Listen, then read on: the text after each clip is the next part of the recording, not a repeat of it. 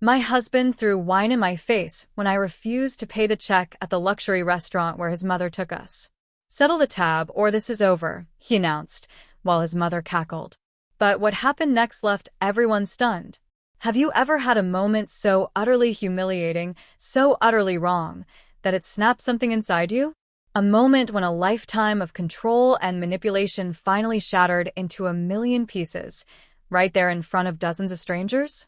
The air in Lady Jardin, one of Boston's most exclusive restaurants, hung thick with the clinking of crystal and the hushed murmurs of the city's elite. It was a Tuesday evening, the pristine white tablecloth reflecting the ambient glow, making everything feel impossibly perfect. But the tension across our table was a palpable, suffocating thing. "You're embarrassing me," Caleb hissed, his voice a low, dangerous rumble, his fingers tightening around his wine glass. Across from us, his mother, Eleanor, offered a crimson-lipped smirk that sent a jolt of ice through my veins. I took a deep, shaky breath, bracing myself. 15 years of marriage had led to this exact precipice, and I knew, with chilling certainty, that this moment would define everything. "I can't pay for this dinner, Caleb," I stated, my voice steadier than I felt. "You know, I've been helping my sister Mia with her medical bills. I don't have $3,000 to spare right now." The truth was, my sister Mia's cancer treatments were very real, but they weren't consuming all my resources, as I'd led Caleb to believe. Each time he demanded I foot the bill for another extravagant dinner or designer suit, I'd quietly siphoned a little more into my hidden escape fund, built from my interior design business. "Always excuses," Eleanor chimed in, swirling her wine, her voice dripping with the same condescending sweetness I'd endured for years. "Caleb tells me you've been quite successful with your little decorating business. Surely you can treat your mother-in-law to one special dinner?"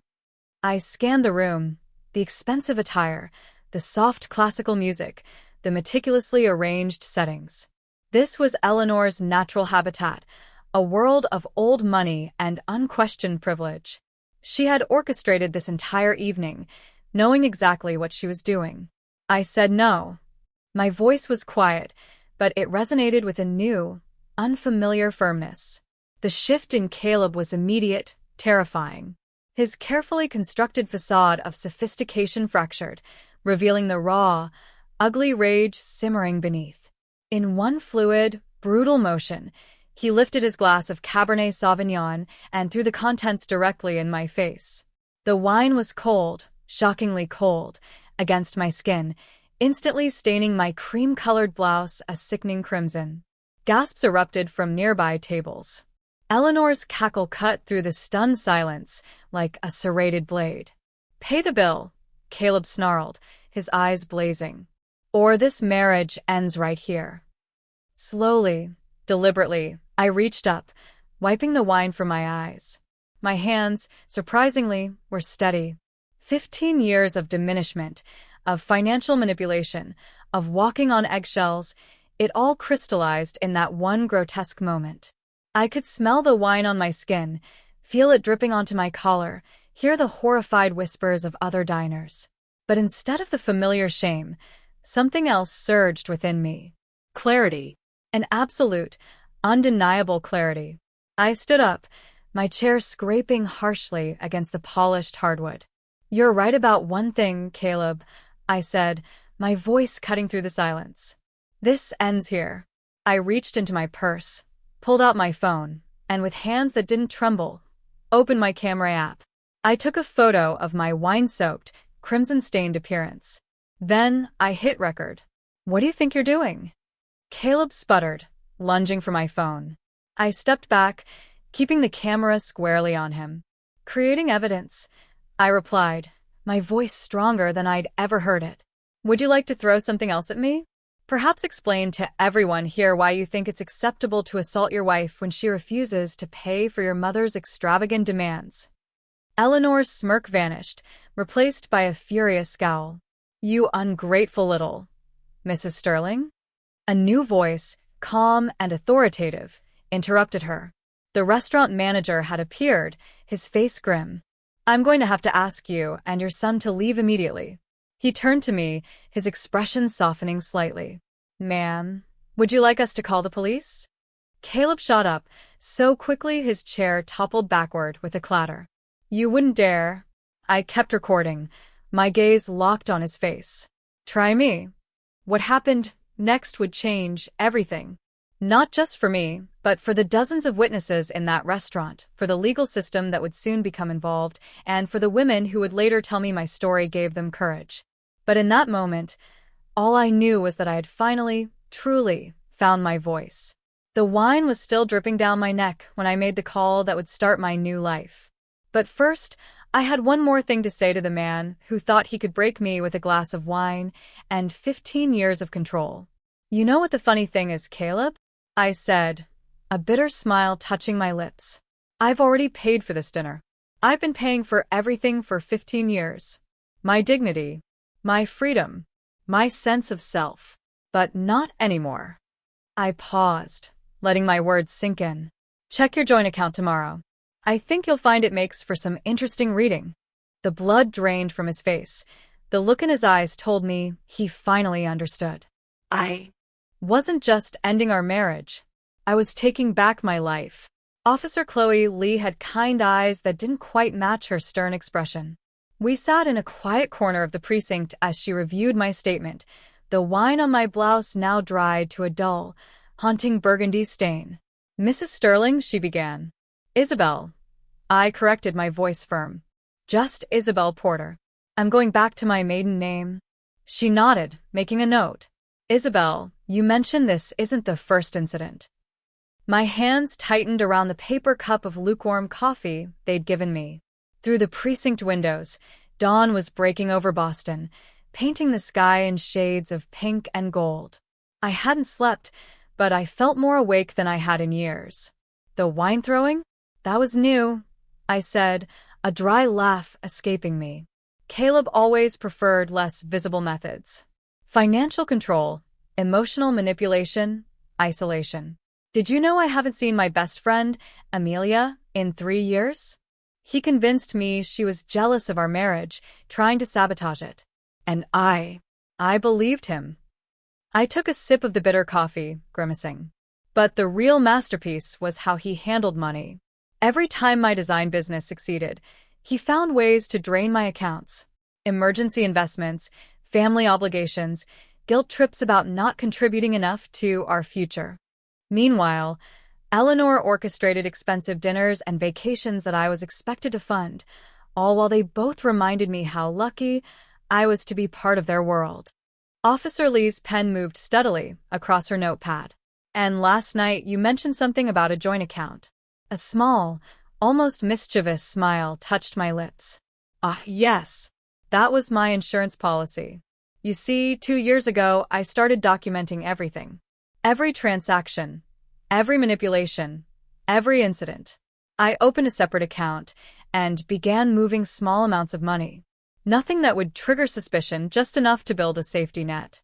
I also kept records of how Caleb used our joint account for personal expenses while claiming business deductions. The IRS, I think, will be very interested in those records. That's why you were recording at the restaurant? She asked, looking up. Partly, I conceded, but mostly because I knew what would happen when Caleb checked the joint account this morning. Last night, while he was busy trying to intimidate me at the restaurant, my lawyer was executing the paperwork I'd prepared months ago. Every questionable transaction, every tax discrepancy, every piece of evidence, it's all been submitted to the relevant authorities. The officer leaned back, studying me with a new expression. You've been planning this for a long time. 2 years, 3 months, and 12 days, I stated, setting down the coffee cup. That's how long it took me to realize that the shame I felt wasn't mine to carry. It belonged to them. My phone buzzed. Another message from Caleb. I'd received dozens since leaving the restaurant, watching them evolve from threats to pleading, then to desperate bargaining. I showed Officer Lee the latest one. Baby, please. We can work this out. I'll get help. Don't destroy everything we've built. What we built, I said quietly, was a prison. It just had very expensive walls. A knock on the door interrupted us. Another officer entered, his expression serious. Miss Porter, We have some visitors who'd like to speak with you. One is Eleanor Sterling's lawyer. The other, he hesitated, says she's your sister-in-law, Grace Sterling. My heart skipped a beat. Grace, or Kate as she preferred, was Caleb's younger sister, the black sheep of the Sterling family. She'd been cut off financially 5 years ago after refusing to participate in what she called their toxic dynasty. I hadn't spoken to her since. Another relationship Caleb had managed to sever. Grace is here. My voice wavered for the first time that night. Officer Lee watched me carefully. Would you like to speak with them? I stood up, smoothing my wine-stained blouse. Yes. But first, there's something you need to know about the Sterling family business. Something Grace and I are probably the only ones brave enough, or stupid enough, to tell you. The officer raised an eyebrow. What's that? The real reason Eleanor orchestrated that dinner last night. You see, she recently discovered something I've known for months. Her perfect son, my controlling husband, has been embezzling from his own family's foundation. And I have proof of every transaction. As I followed Officer Lee to the meeting room, I couldn't help but wonder, was I about to find an ally in Grace, or was this another Sterling family trap? What I did know was that the next few minutes would determine not just my future, but potentially the fate of everyone who had ever been caught in the Sterling family's web of manipulation and deceit. I straightened my shoulders and took a deep breath. Whatever was waiting for me behind that door, I was finally ready to face it. After all, I'd already survived their worst. Or so I thought. But what Grace was about to tell me would change everything I thought I knew about the past 15 years of my life. Grace looked exactly as I remembered her. Wild, curly hair, no makeup, and a defiant glint in her eyes that the Sterlings had never managed to extinguish. She sat alone in the interview room. No sign of Eleanor's lawyer. When our eyes met, she stood up and did something that made my breath catch. She hugged me. I saw the video, she whispered in my ear. Someone at the restaurant posted it online. You magnificent, brave woman. I pulled back, confused. The lawyer? Gone. I told him I needed a moment alone with my sister-in-law first. He's probably calling Eleanor right now, warning her that the black sheep has returned. Grace's smile was sharp, a flash of her old self. We don't have much time. We sat down at the table, and Grace pulled out a worn leather notebook. Remember when I was cut off from the family? Everyone thought it was because I refused to join the family business, to be another puppet in Eleanor's show. That was part of it, but not the whole truth. She opened the notebook, revealing pages of handwritten notes and what looked like financial records. I found something 5 years ago. Something that made Eleanor destroy my reputation and Caleb chose his side. It's about your design business, Isabel, and about several other small businesses owned by Sterling family spouses over the past 20 years. My throat went dry. What about them? They were never meant to succeed. In fact, their failure was the point. Grace's voice was gentle, but her words hit like physical blows. Eleanor and Caleb, they've been running this scheme for years. They find successful, independent women, bring them into the family through marriage, and then systematically drain their businesses and personal assets. The family reputation and connections lure these women in. And then the manipulation begins. My hands started shaking. The constant expenses, the luxury dinners, the demanded contributions, the guilt about family obligations. It's all orchestrated. They push until the business fails or the woman drains her accounts trying to keep up. Then, once she's financially dependent, they have complete control. I thought about all the other Sterling wives I'd met over the years, Caleb's cousins' wives, family friends. How many of them had been victims of this scheme? How many businesses had been destroyed? But why? I asked, though part of me already knew the answer. Power, control, and Grace hesitated. Money laundering. The Sterling Family Foundation, it's not just about embezzlement. They use these failing businesses to clean money from less legitimate family enterprises.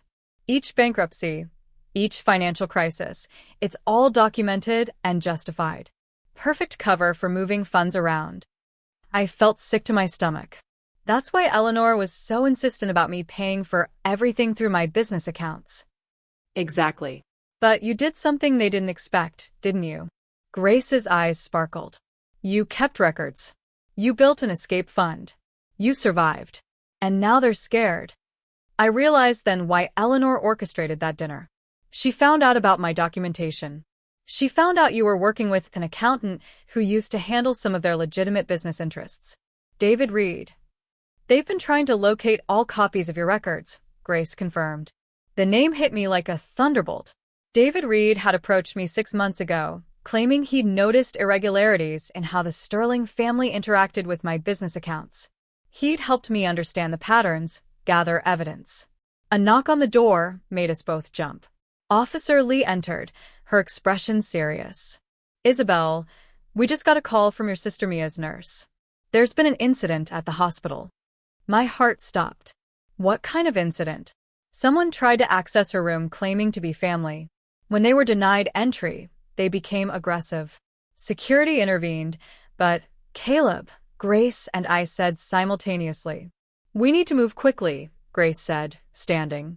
There's more you need to know, but right now we need to get to the hospital. Mia isn't just your sister, Isabel. She's a witness. 3 years ago, before her cancer diagnosis, she worked as a bookkeeper for one of the Sterling subsidiary companies. The pieces started falling into place. Mia's sudden illness, the timing of her cancer diagnosis right after she'd left the Sterling company, Caleb's insistence on being involved in her medical care. Oh, God, I whispered, the realization a cold dread. They've been monitoring her all this time, haven't they? Using her illness to control me. Grace squeezed my hand. We're going to end this, Isabel. But first, we need to get to Mia. As we rushed out of the police station, my phone buzzed with a text from an unknown number. The message contained only 4 words, but they made my blood run cold. You should have paid. What waited for us at the hospital would test everything I thought I knew about love, loyalty, and the true price of freedom. But this time, I wasn't facing it alone. The hospital corridor seemed endless as Grace and I ran toward Mia's room, Officer Lee close behind us. The fluorescent lights cast harsh shadows, making everything feel surreal. My wine-stained blouse drew curious glances from hospital staff, but I barely noticed. All I could think about was my sister. Mia had always been the strong one. Even through her cancer treatments, she'd maintained her quiet dignity, her gentle humor. Now I understood why she'd given me those odd, searching looks whenever Caleb visited her in the hospital. She'd known. She'd known all along. We rounded the corner to her floor and found 2 security guards outside her room. My heart lurched when I saw the disarray in the hallway, a knocked-over cart, scattered medical supplies. But it was the sound coming from Mia's room that made me break into a run. My sister's voice, clear and angry. I told you to get out. I burst into the room and froze. Mia was sitting up in her hospital bed, thin but alert, her headscarf slightly askew. Eleanor Sterling stood at the foot of her bed, immaculate in designer clothes that probably cost more than Mia's monthly medical bills. But it was the third person in the room that made my blood run cold. David Reed, the accountant who'd helped me gather evidence against the Sterlings. He stood beside Eleanor, looking nothing like the sympathetic ally who'd guided me through documenting the families. Financial abyss. Eleanor's voice dripped honey-coated venom. How good of you to join us. We were just having a lovely chat with your sister about old times, about loyalty, about family secrets. Mia's eyes met mine, and I saw a lifetime of unspoken words pass between us. They tried to buy my silence, she said quietly. Again. The first time was 3 years ago, wasn't it? Right before your diagnosis. I moved to my sister's side, taking her hand. It was cold. David Reed cleared his throat, shifting uneasily. Miss Porter, perhaps we could discuss this privately. There's been a misunderstanding about certain documents. You mean the documents you helped me collect? I cut him off, a sharp edge to my voice. Tell me, David, was that Eleanor's idea? Get close to me. Pretend to help me build a case, all while reporting back to the family? Figure out exactly what evidence I had. It's more complicated than that, he started, but Grace's laugh from the doorway cut him off. Is it David? Because it seems pretty simple to me. She walked in, Officer Lee beside her.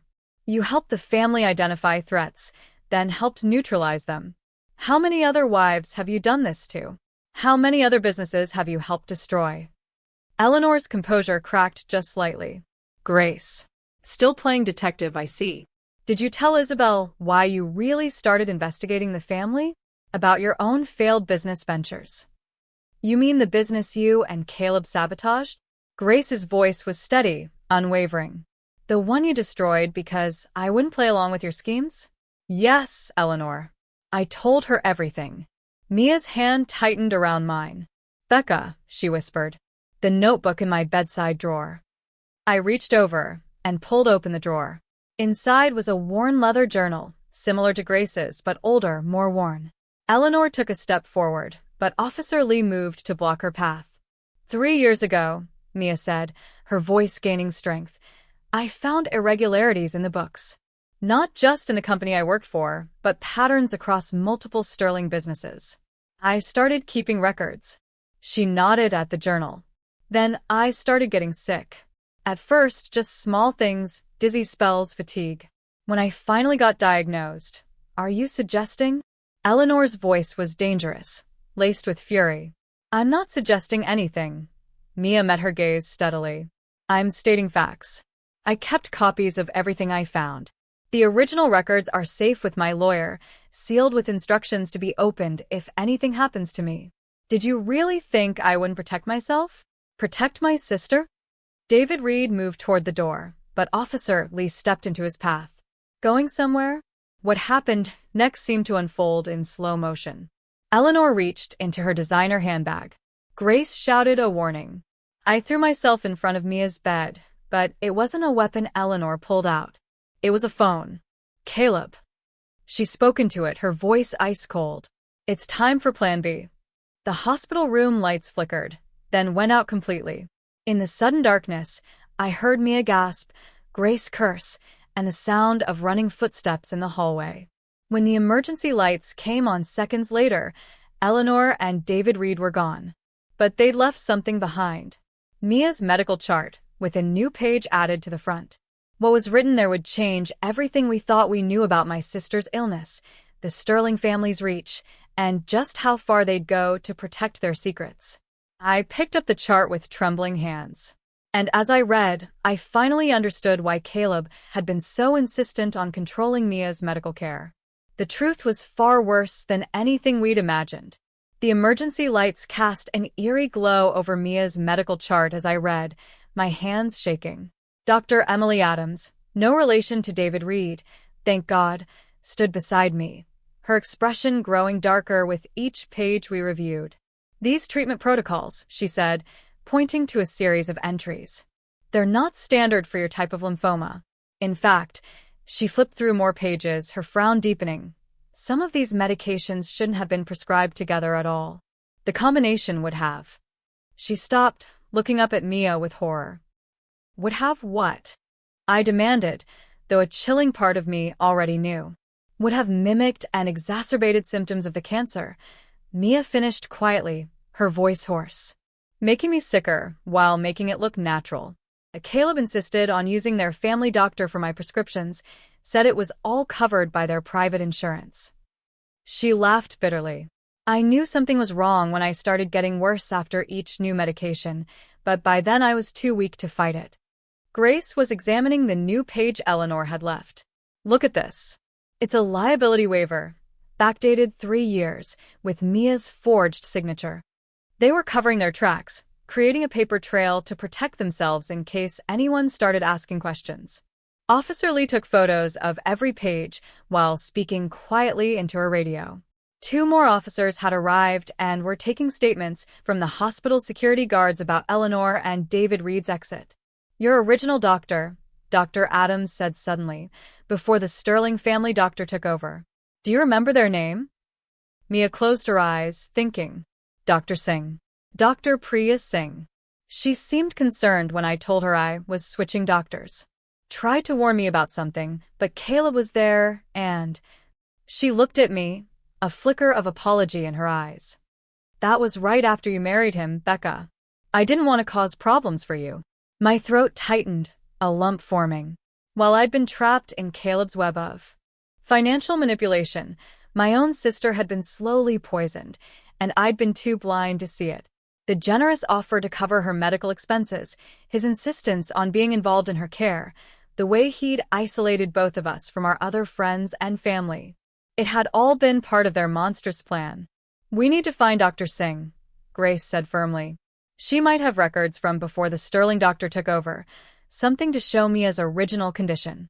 Already on it, Officer Lee replied, typing on her phone. And we've got officers looking for Eleanor and David Reed. The hospital security cameras caught them leaving in a black SUV heading east. They'll be going to the lake house, I said suddenly, the words bursting out. Everyone turned to look at me.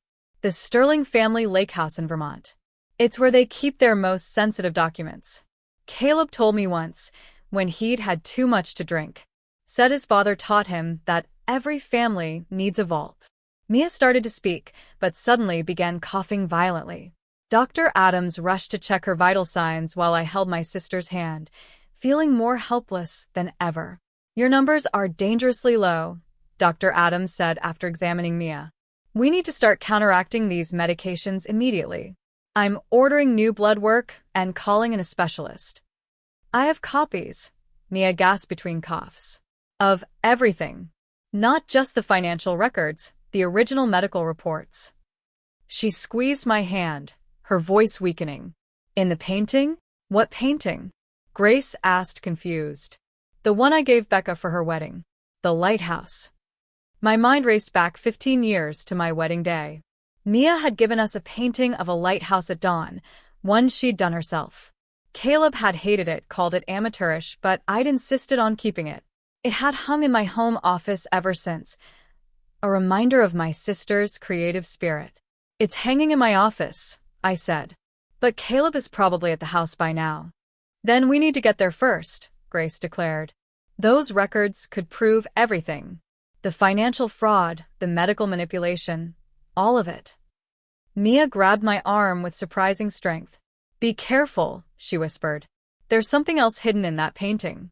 Something I never told anyone about. The day their father really died.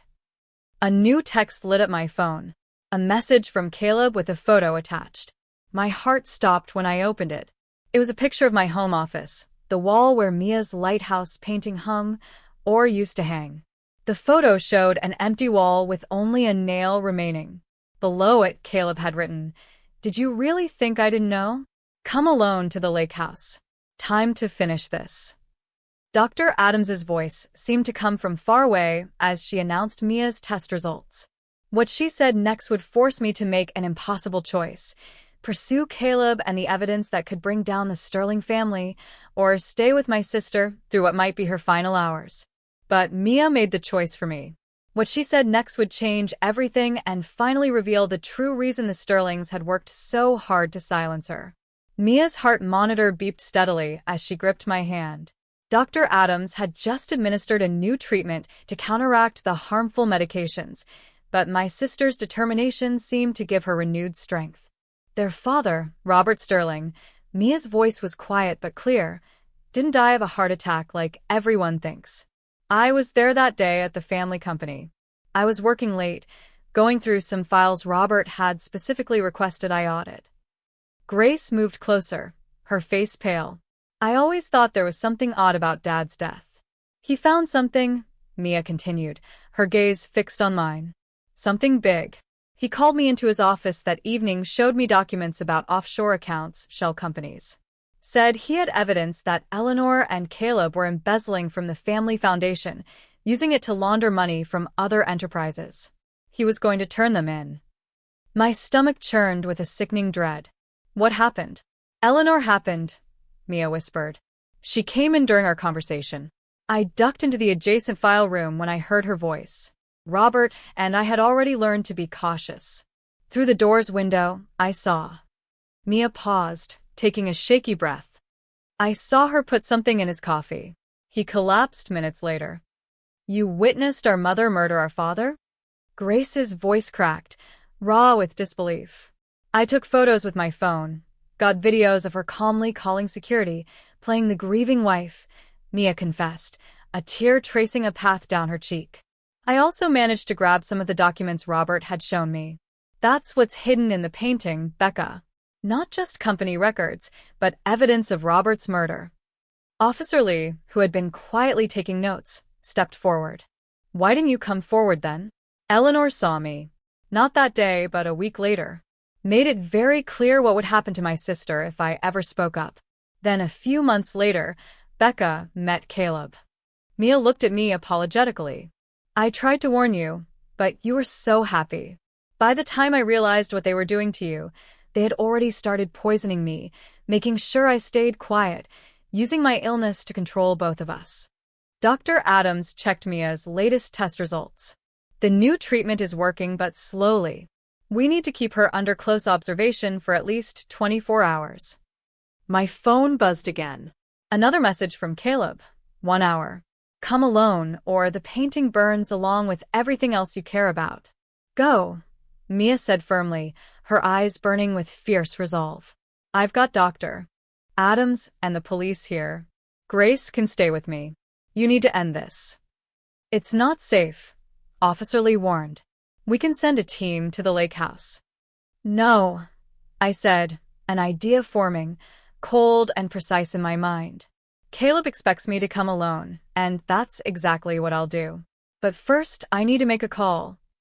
I stepped into the hallway and dialed a number I hadn't used in 3 years. It rang twice before a familiar voice answered. Isabel? Is it really you? Amelia.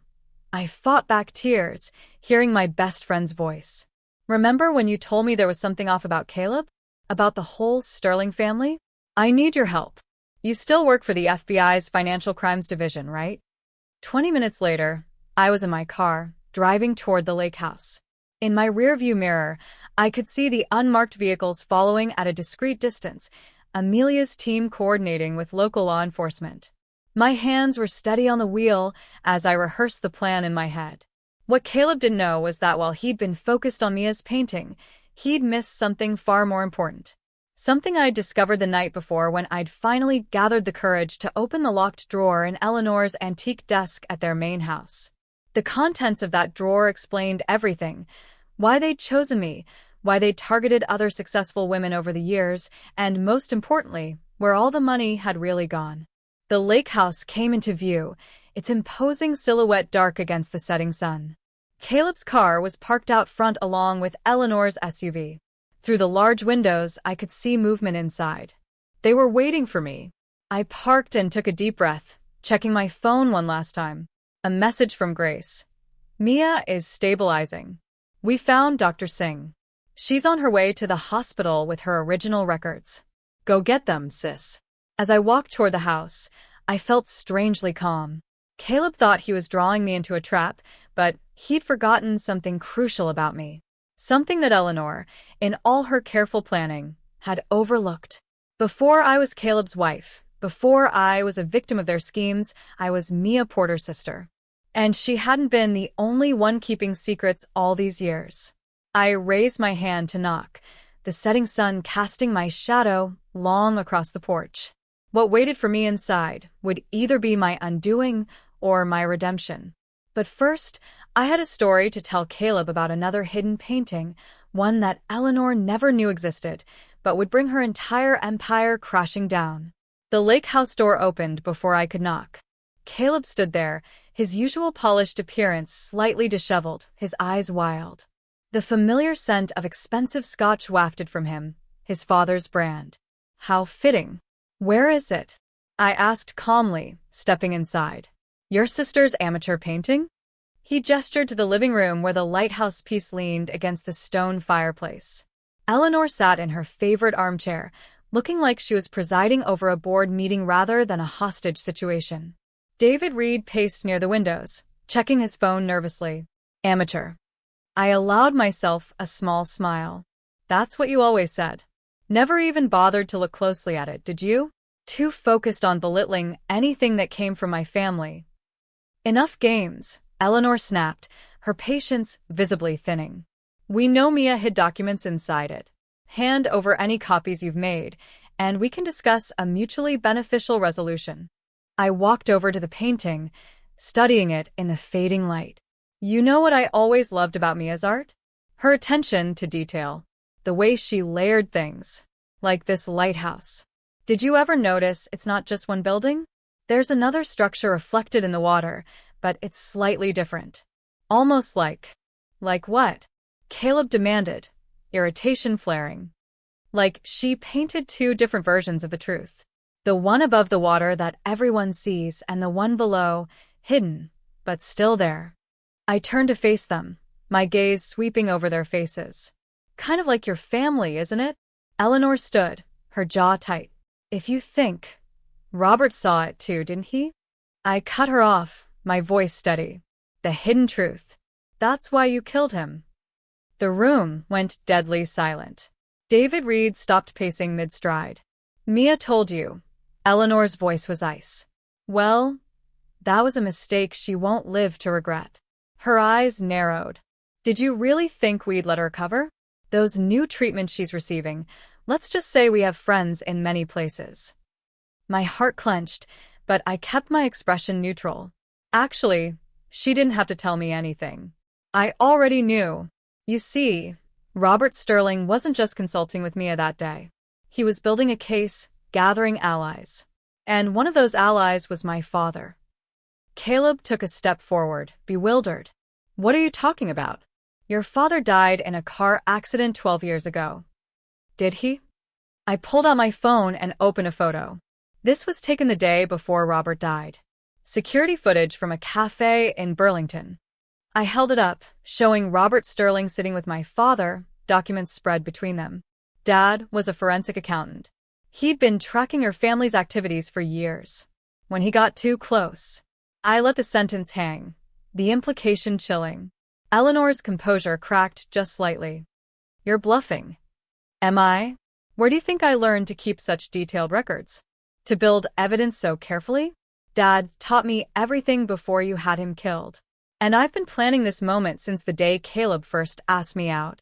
I turned to my husband, watching the dawning horror in his eyes. Did you really think it was coincidence that you met me at that charity gala? That I just happened to be the successful businesswoman you were looking for? Caleb's face went pale. You knew all this time. I knew what you were. What your family did to successful women. How you trapped them, drained them, destroyed them. Mia wasn't just helping me gather evidence these past few years. She was helping me finish Dad's work. I walked to Eleanor's chair and reached behind it, feeling for the hidden latch Dad had told me about years ago, the one Robert had shown him. A small panel in the wall clicked open. Robert didn't just keep evidence at the office, I said quietly. He kept his most damaging files right here, in his wife's favorite room, behind her favorite chair, watching her every day, waiting for the right moment. When he died, Dad took over. When they killed Dad, I stepped in. And now, suddenly, lights flooded the house from outside. Sirens wailed. Amelia's voice boomed through a megaphone. FBI. The house is surrounded. David Reed bolted for the door, but was met by agents rushing in. Caleb lunged for the painting, but I was faster.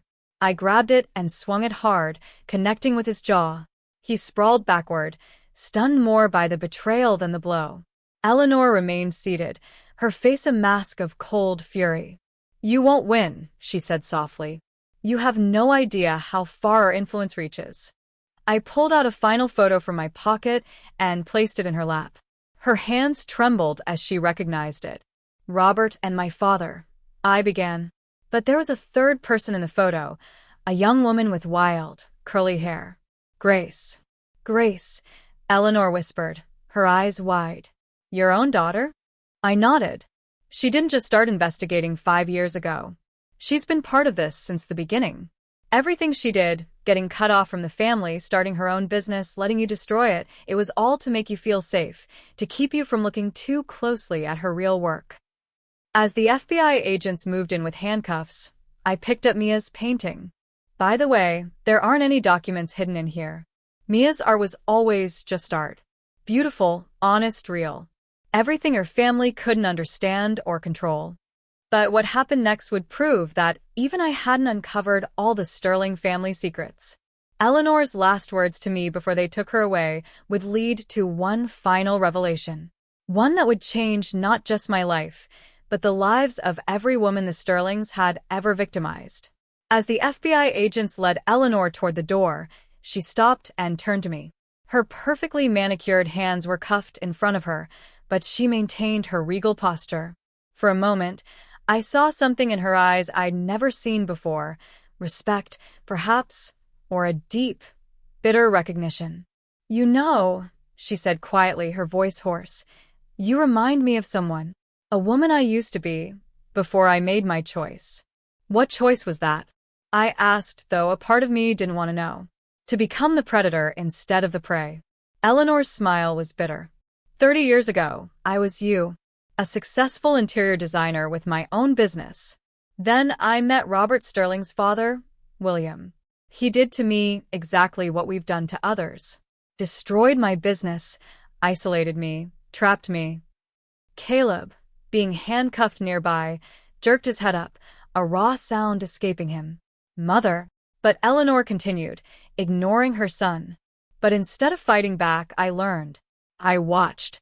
And when William died, not accidentally, I assure you, I decided to turn his weapon against others." Robert never knew. He thought he'd married a society woman, never realizing I was recreating his father's scheme, making it more sophisticated, more profitable. The revelation hit me like a physical blow. "You were the first victim." "I was the last victim," she corrected, her gaze unwavering. "And the first perpetrator. Every woman we targeted, every business we destroyed, I chose them because they were like me. Strong, independent, capable.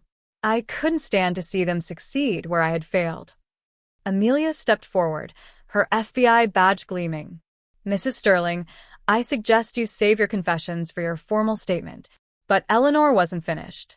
"Check the foundations," she said, her eyes locked on mine. "Not the family foundation, Isabel. The actual foundations. The lake house, the main house, all the properties." William taught Robert about keeping vaults. Yes. But I taught Robert about keeping secrets, about building them into the very walls of our empire. A young FBI agent approached with a tablet. "Ma'am, we're finding something unusual in the thermal scans of the buildings. The basement here shows multiple hidden rooms." "Hidden rooms?" Caleb looked bewildered, his jaw bruised. "That's impossible. I know every inch of these houses." "Do you?" Eleanor laughed softly, a dry, chilling sound. "You never questioned why we always used the same construction company for every renovation? Why certain areas were off-limits during work?" Robert thought he was so clever with his evidence, never realizing I had my own collection, growing right under his feet. 30 years of secrets, buried in concrete and steel. I thought about all the Sterling properties I'd helped redesign over the years, always working around structural limitations that Eleanor had insisted couldn't be changed. "What's in those rooms?" I asked, dread coiling in my stomach. "Everything," she said simply. "Every scheme, every victim, every crime. Not just ours, but going back to William's time. I kept it all. Insurance, I told myself." "But really," she glanced at Caleb, something like regret crossing her face. "Really, I think I was waiting." "Waiting for what?" Amelia asked. "For someone strong enough to end it. To do what I couldn't." Eleanor straightened her shoulders. "In my study at the main house, behind the Monet, there's a safe. The combination is the date William died. Inside, you'll find a letter, written the day I realized I was pregnant with Caleb. Read it. You'll understand why it had to be you, Isabel." As they led Eleanor away, I turned to Amelia. "We need to get to that safe before anyone else does." The drive to the main Sterling house was a blur. Amelia's FBI team worked quickly, locating and opening the safe. Inside was a single envelope, yellowed with age, addressed simply, "To the one who ends it." What I read in that letter would reshape everything I thought I knew about Eleanor, about the cycle of abuse and power, and about the true cost of revenge. But more importantly, it would show me the way forward. Not just for me, but for every woman the Sterlings had ever hurt. Because Eleanor hadn't just been keeping evidence of crimes. She'd been keeping something far more valuable, the means to make everything right. The letter trembled in my hands as I read it in Eleanor's study, Amelia and Grace beside me. The paper was fragile with age, but the words were clear, written in a shakier version of Eleanor's precise handwriting, to the woman who finally stops me. If you're reading this, you've done what I couldn't. You've chosen justice over power, healing over revenge. I write this sitting in my newly renovated study, feeling my unborn son move inside me, wondering what kind of mother I'll become, what kind of monster I already am. In the hidden rooms beneath every Sterling property, you'll find more than evidence. You'll find bank accounts, property deeds, and trust funds. A fortune built on broken dreams. William Sterling didn't just destroy businesses. He stole them, piece by piece, rebuilding his empire with the fragments of women's lives. I followed his template, perfected it, and in doing so, became something worse than my abuser. But I did something else, too. Something neither William nor Robert ever discovered. For every business we destroyed, every woman we broke, I kept a separate set of records. Real records showing the true value of what was stolen. And I did more than document. I duplicated every property deed, every account, every asset. I created shadow versions, all legally binding, all hidden away. With this letter, you'll find a key to a safety deposit box at First National Bank. Inside is everything you need to transfer it all back. Not just to return what was stolen, but to restore what was lost, with 30 years of interest. I tell myself I kept these records as insurance. But the truth is simpler and harder to face. I kept them because some part of me, the part that died the day I chose power over justice, wanted someone to find them. Wanted someone to be stronger than I was. You're reading this because you were that someone. Because you did what I couldn't. You fought back. You didn't let the abuse turn you into an abuser. You kept your humanity. Use it wisely. Use it better than I did. Eleanor Sterling, April 15th, 1990. 3 months later, I stood in the newly renovated Sterling Foundation building, now proudly renamed the Open Foundation for Women's Economic Justice. The hidden rooms had yielded exactly what Eleanor promised, the means to restore everything the Sterling family had stolen, with interest. But they'd revealed something else, too. Something Eleanor hadn't mentioned in her letter. "Ready?" Grace asked, adjusting the new sign above the building's entrance. I nodded, watching as women began arriving for the foundation's opening day. Many were familiar faces, Sterling victims, now survivors, each carrying their own stories of loss and resilience. But they weren't here just to receive restitution. They were here to help guide it, to ensure that what happened to them never happened to anyone else.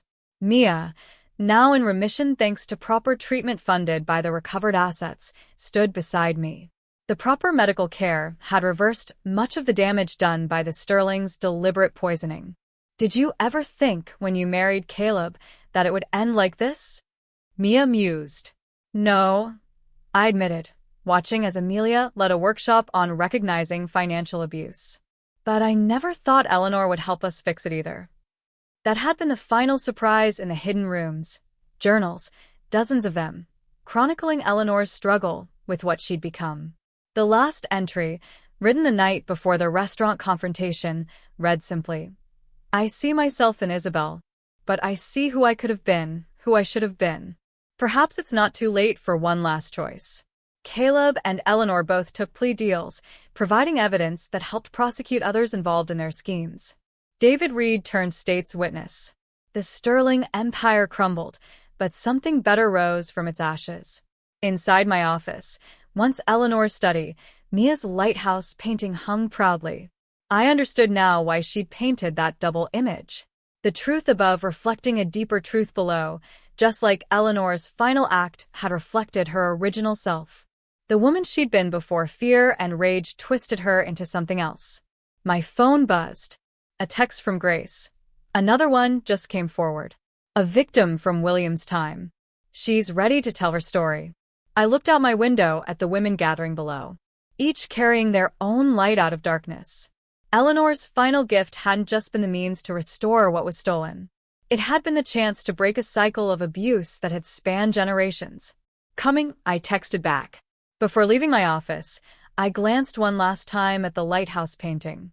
The sun in Mia's image was both rising and setting, depending on how you looked at it. An ending and a beginning all at once. Just like that night in the restaurant, when a glass of wine meant to shame me had instead set me free. Sometimes the worst moments in our lives become doorways to our greatest purpose. Sometimes the deepest wounds can, when healed, become wellsprings of strength for others. And sometimes, even in the darkest stories, we find an unexpected light. Not just to guide us home, but to help others find their way, too. Coming, I texted back. My fingers still tingled from the frantic typing, a stark contrast to the strange calm settling over me. Before leaving my office, I glanced one last time at the lighthouse painting. The sun in Mia's image was both rising and setting, depending on how you looked at it. An ending and a beginning all at once. Just like that night in the restaurant, when a glass of wine meant to shame me had instead set me free. Sometimes the worst moments in our lives become doorways to our greatest purpose. Sometimes the deepest wounds can, when healed, become wellsprings of strength for others. And sometimes, even in the darkest stories, we find an unexpected light. Not just to guide us home, but to help others find their way, too. The main Sterling house, a sprawling mansion nestled amidst manicured lawns, felt different under the harsh glare of the FBI's floodlights. Amelia's team was already there, a hive of organized chaos. While some agents cordoned off the property, others meticulously cataloged items and prepared for the thermal scans Eleanor had mentioned. Grace was waiting for me on the grand, marble steps, a grim determination etched on her face. "Mia's stable," she said, before I could even ask. Dr. Singh got there. Her original records are a goldmine. The doctors are confident Mia will make a full recovery, even reverse some of the damage. A wave of relief washed over me, so profound it nearly buckled my knees. My sister was going to be okay. Good. I managed, my voice thick with emotion. And the safe. Amelia appeared, her usual calm demeanor slightly ruffled. Got it. The Monet was a dummy. Good misdirection. The real safe was behind a built-in bookcase next to it, cleverly disguised. Eleanor wasn't kidding about her secrets. She held up a large, ornate iron key. This was inside with a letter. She gestured towards a team of agents heading into the basement. Our thermal scans are picking up significant anomalies in the Foundation, especially down there. Looks like we're about to go spelunking into the Sterling family's past. And the new victim from William's time? I asked Grace. Amelia's team located her based on some initial intel from Eleanor's letter. Her name is Mrs. Albright. She's in her late 70s now, living a very quiet life in a small town upstate. Lost everything years ago, including her reputation. She's hesitant, understandably, but when she heard the Foundation was trying to help women like her, she agreed to meet with us tomorrow. Grace's eyes were blazing with a fire that matched my own. This isn't just about Caleb and Eleanor anymore, Isabel. This is about decades of stolen lives. Unearthing the foundation of lies the next few weeks were a blur of frenetic activity. The hidden rooms Eleanor had spoken of weren't just secret compartments. They were entire subterranean networks beneath the Sterling properties. The lake house, the main house, even a few smaller, seemingly innocuous properties scattered across New England, all contained expertly concealed chambers, some accessible only through complex mechanisms William Sterling had designed, others through more straightforward, but equally well-hidden panels that Eleanor had refined. What we found within them defied belief. These weren't just simple vaults for documents.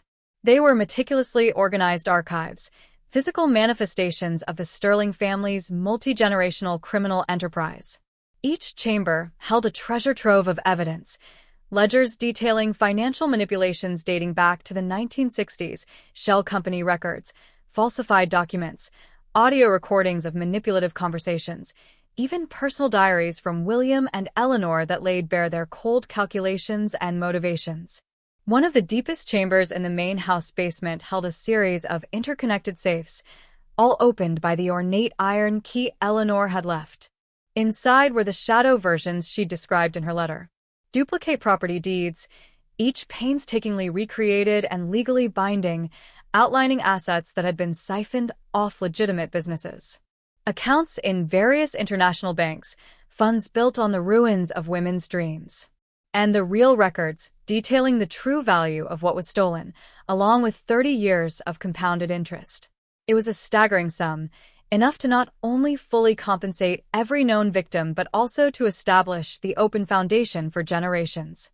Amelia was like a kid in a candy store, albeit a very serious federal agent kid. "This is unprecedented, Isabel," she told me one afternoon, her desk piled high with binders. "Most financial crimes involve a frantic scramble to piece together a paper trail. Eleanor didn't just leave a trail, she laid out a damn highway, complete with signposts. And the level of psychological detail, it's chilling." The diaries were particularly disturbing. Eleanor's entries, especially from her early years, painted a picture of a brilliant, ambitious woman systematically broken by William. Her raw pain, her slow transformation from victim to perpetrator, was laid bare. Then came the chilling descriptions of how she chose her targets, always strong, independent women like herself, and the perverse satisfaction she felt in dismantling their lives. Caleb's entries were less insightful, more self-aggrandizing, detailing his perceived cleverness in executing his mother's schemes, his utter lack of empathy a stark contrast to her complex, twisted pathology. The web unravels with the mountain of evidence. The legal landscape shifted dramatically. Caleb and Eleanor's plea deals were revoked. Mia's testimony, supported by Dr. Singh's original medical records, was irrefutable. The evidence of intentional poisoning for financial and manipulative gain added murder and attempted murder charges to an already staggering list of financial crimes, racketeering, and fraud. Eleanor's confession, along with her deliberate act of leaving the key and the letter, became a critical turning point. It exposed not just their crimes, but the entire systemic nature of the Sterling family's enterprise. David Reed, initially a nervous state's witness, found himself facing more severe charges as the full extent of his complicity was revealed through Eleanor's meticulous records. He wasn't just an informant. He'd actively participated in the destruction of businesses and the manipulation of victims. He ended up serving a significant sentence, a stark reminder that even those who claimed to be just following orders or only doing their job had to face accountability. The investigations branched out, uncovering a wider network of complicity. Corrupt lawyers, bankers, and even a few minor politicians who had unknowingly or knowingly facilitated William and Eleanor's schemes found themselves under scrutiny. The Sterling name, once synonymous with old money and power, became a byword for criminal enterprise and moral decay. The public, initially fascinated by the sensational headlines, grew increasingly outraged as the stories of the victims emerged. Healing and restitution, the open foundation for women's economic justice, became a beacon. The recovered assets, meticulously traced and reclaimed, provided not just financial restitution but a holistic support system. Women like Mrs. Albright, who had spent decades living in quiet despair, were not only compensated for their stolen wealth and lost opportunities, but were also given access to counseling, legal aid, and business mentors. Mrs. Albright's story was heartbreaking. Her thriving textile business, inherited from her grandmother, had been systematically undermined by William Sterling, leading to its bankruptcy and her utter ruin. She had carried the shame and guilt for 50 years, believing it was her fault. Meeting her, seeing the weight lift from her shoulders as she realized she was a survivor, not a failure, was one of the most rewarding experiences of my life. She became an early advocate for the foundation, her quiet dignity and unwavering spirit an inspiration to us all. Mia, fully recovered and healthier than she'd been in years, became an integral part of the foundation. Her personal experience with medical manipulation and her expertise in bookkeeping made her invaluable in tracing financial irregularities and advocating for medical justice. She spent her days working with other survivors, helping them navigate complex legal and medical systems, her gentle humor and fierce resilience a comfort to many. We were closer than ever, our bond forged in the crucible of shared trauma and unwavering support. We started painting again, side by side, Mia's canvas vibrant with renewed life, mine with a newfound sense of purpose. Grace, too, found her place. She became the Foundation's head of investigations, her inherent distrust of her family now channeled into a powerful force for good. Her sharp intellect and intimate knowledge of the Sterling family's tactics were unmatched. She developed systems to identify patterns of abuse, trained new investigators, and tirelessly pursued justice for women who had previously been silenced.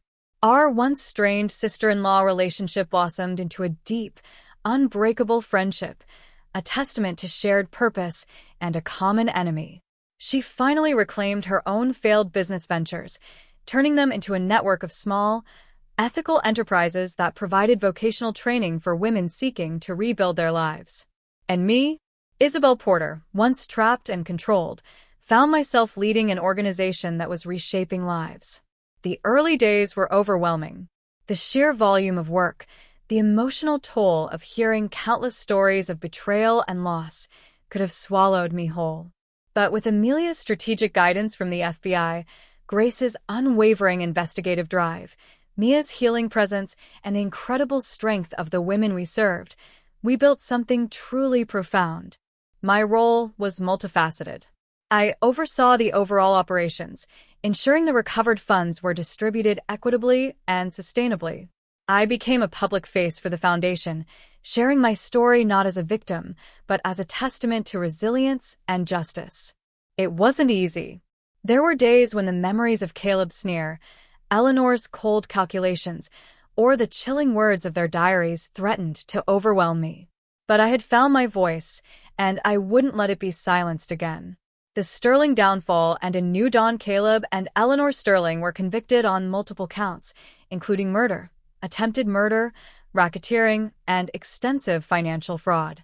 Their trial was a media circus, but the overwhelming evidence, much of it meticulously preserved by Eleanor herself, left no room for doubt. They received lengthy sentences, spending the rest of their lives behind bars. Their empire was utterly dismantled, their name forever tarnished. The family's once untouchable reputation lay in tatters, a cautionary tale for generations to come. In my office, Eleanor's old study, Mia's lighthouse painting hung proudly. It was no longer just a reminder of Mia's creative spirit or the secrets it once held. It had become a symbol.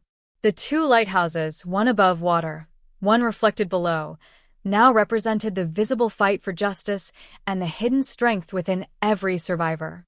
The rising sun, bright and hopeful, symbolized the dawn of a new era.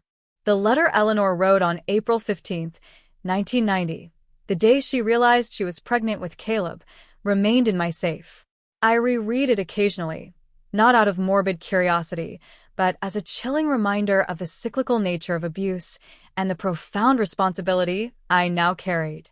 She had asked me to use her collection wisely, better than she did. And that's what we were doing. The Open Foundation for Women's Economic Justice grew beyond our wildest dreams. It wasn't just a restitution fund. It was a movement. We started educational programs to teach financial literacy and identify red flags of manipulation.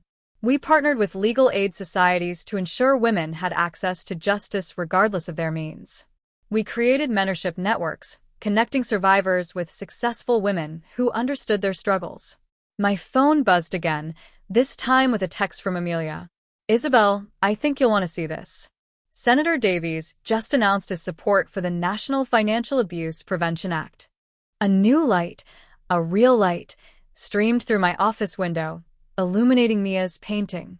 I leaned back in my chair, a quiet sense of satisfaction settling in my chest. We hadn't just ended a cycle of abuse. We had started a cycle of hope. The journey wasn't over, of course. There would always be more women to help, more battles to fight. But for the first time in my life, I wasn't just reacting. I was building. I was leading.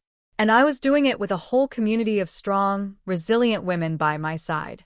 The scars remained, a part of my story, but they no longer defined me. They had simply become the compass pointing me toward my true purpose.